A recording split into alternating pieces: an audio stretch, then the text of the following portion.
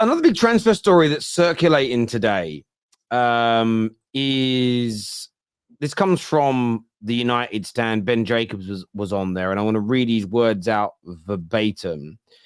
He has stated, talking about Michael Olise, that given a straight choice between Manchester United and Chelsea, Olise would prefer United. Do you guys see Man United being able to beat Chelsea to the signing of Olise? Yes.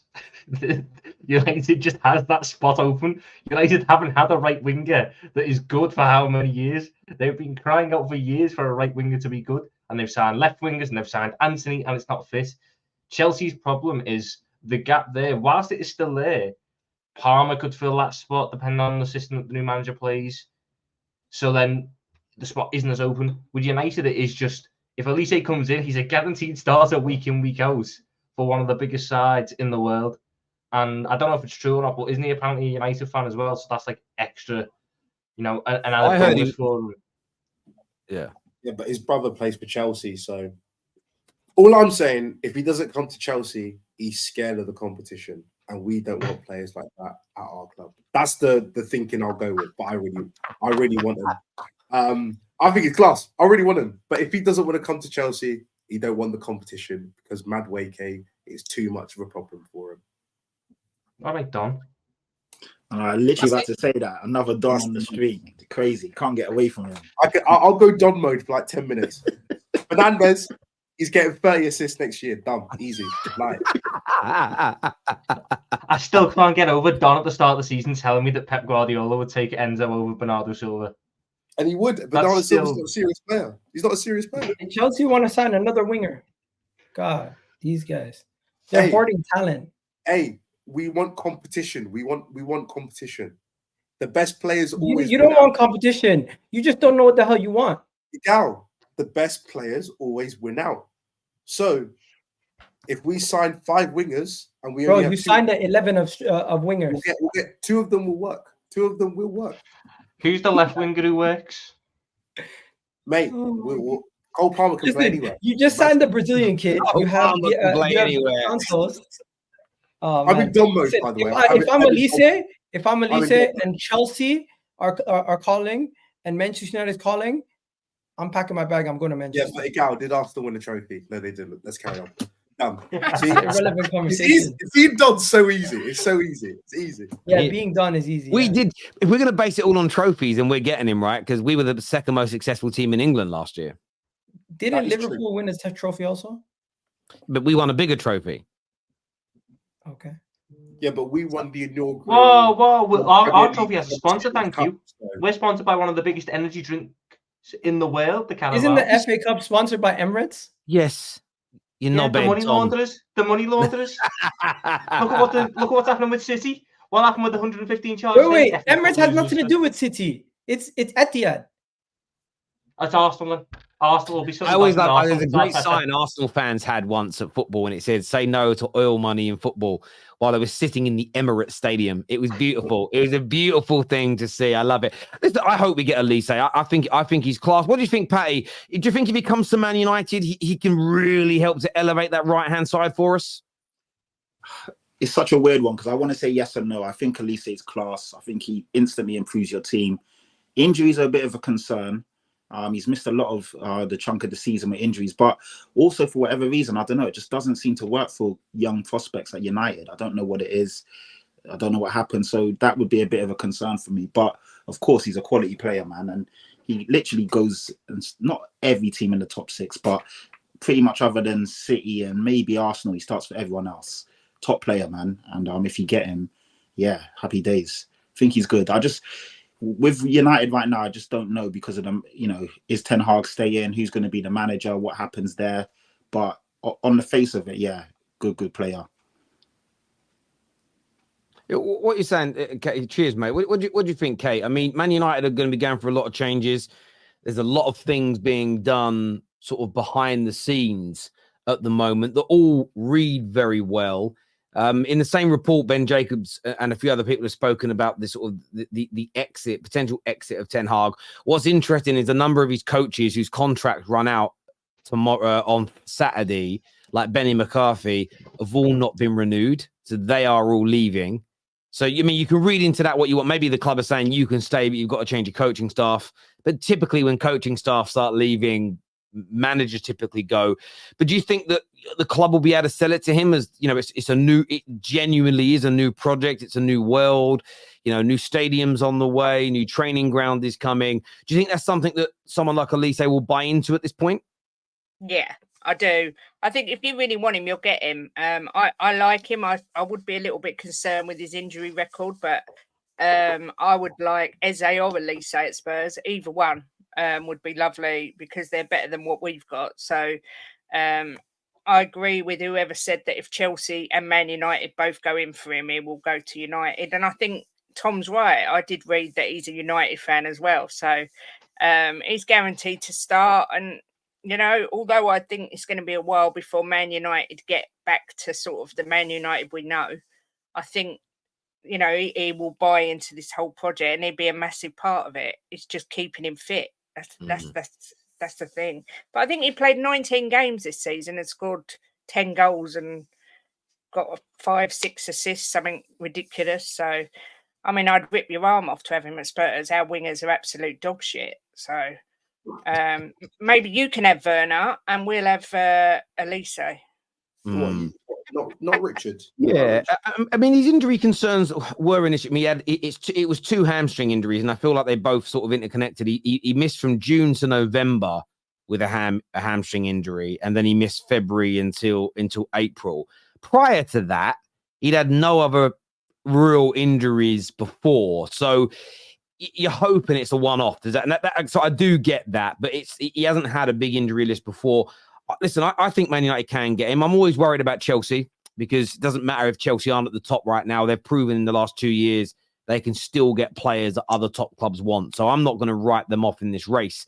But in terms of Man United getting him and what it looks like, I'm so impressed with the things we're doing behind the scenes at the moment. And it's really funny because Standards FC don't like what we're doing. But the irony is when you actually, I did it earlier today to educate myself. I Googled like the definition of high standards or raising standards, which is the words they use. And nearly all the different definitions you can read that are put out there by successful business people or dictionary definitions all allude to the same thing. It's about seeking excellence and quality, even in every facet of your business or life. So not just saying we've got to win the Premier League and we've got to play the best football. Little things we're doing like reprimanding staff who leave the bins overflowing in the office spaces. There's a staff gym that's kept filthy. The office corridors are always full of rubbish. Now, these things won't matter to normal people day to day, but Man United's entire club inside out is a mess. And I'm loving the fact we're fixing these little areas. And a lot of people saying, why are these stories coming out? Well, unless you've worked at a certain level of business or you have an understanding of how to run organizations of a certain level, these things won't really matter to a lot of people. So I'm really, of course, there's bigger plans. We're looking for a 100,000 seat stadium. We're going to be improving Carrington over the summer. Even if Ten Hag stays, we can already start to see the green shoots of a technical director dictating the way we're meant to be playing and ensuring that is uniformed across the whole club.